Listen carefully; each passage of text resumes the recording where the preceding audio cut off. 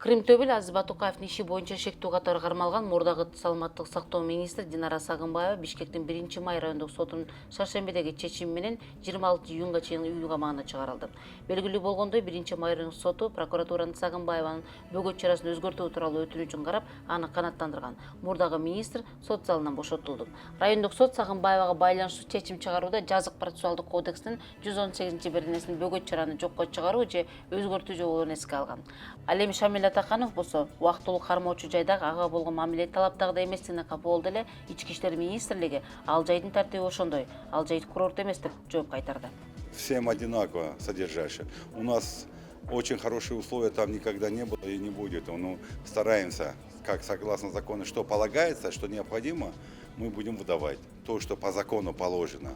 Быйыл жыл башында Батукаевдин мыйзамсыз бошотулушуна байланыштуу кылмыш иши кайрадан жанданды. Анын алкагында Динара Сагынбаева, жаза аткаруу кызматынын жетекчисинин кеңешчиси Калыбек Качкыналиев жана 5 медициналык кызматкер кармалган. 2 дарыгер үй камагына чыгарылды.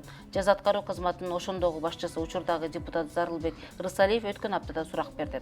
Тергөөнү Ички иштер министрлиги жүргүзүп жатат. Ал эми парламенттин депутаты Алмазбек Токторов Батукаевдин иши экс-президенттин аппаратына барып такалат деп билдирди. Вице-премьер Атахановду аташып атат, ол башында ошол турган депчи. Мен ойлойм, ал башында турбаса керек. Ал тиешеси бар, бирок башында турган киши ал эмес да. Себеби анын влияниясы, таасири тиги министр, саламаттык сактоо министрине таасир эте албайт эле. Сотторго таасир эте албайт эле ал кишичи. Ошон үчүн бул жерде андан жогору текичте турган бийликтегилер аты аталат болуш керек. Батукаев боюнча ал сөзсүз ал жазасын алыш керек сөзсүз. Себеби ушунчалык элдин, коомдун пикирине карабастан, ал кездеги депутатский комиссиянын чечимине карабастан ошондо жаап коюшкан да. Ошо жапканда ошондо мамлекет башчысынын таасири менен жабылган. Ошон үчүн мен ойлойм, бул жерден дагы бир фамилиялар чыгат депчи. Ким чыгат? Мен ойлойм, ошо президентский администрацияга барып такалат. А конкретно кимге?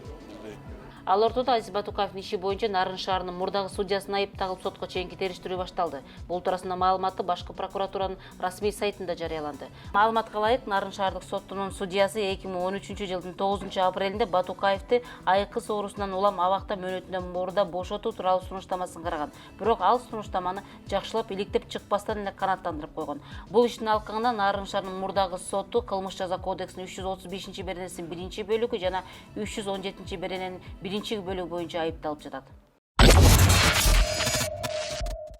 Депутаттар өкмөткө жардамга келе баштады. Бүгүн Жогорку Кеңештин депутаты Айтмамат Назаров башка кызматка өткөнүгүнө байланыштуу депутаттык мандатын тапшырарын жар салды. Депутат менин макулдугум менен өкмөт башын жактыруусу менен улуттук холдинг ишканасынын акционерлери менин башкармалыктын башчысы кылып дайындоо жөнүндө чечим кабыл алды деди.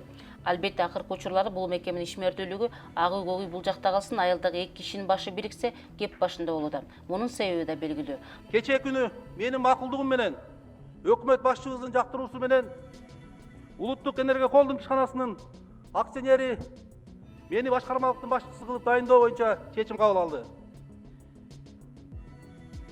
Мен үчүн бул чоң жоопкерчилик, оор түйшүк жана катуу сыноо.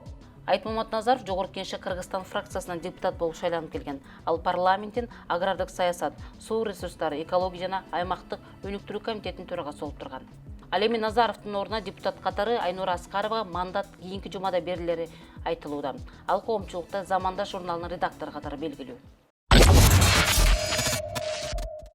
Украинада болсо Жогорку Радага мөөнөтүнөн эрте шайлоо өткөрүү боюнча буйрук күчүнө кирди.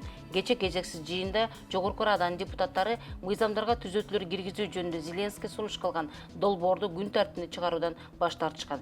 226 депутаттын ичинен 92 гана макул болгон. Жаңы эрежелерди Петро Порошенконун блогу Тилектештик жана Эрдик фронт өңдүү ири фракциялар колдогон эмес. Украинада мөөнөтүнөн эрте парламенттик шайлоо 21-июлда эски система менен өтөт.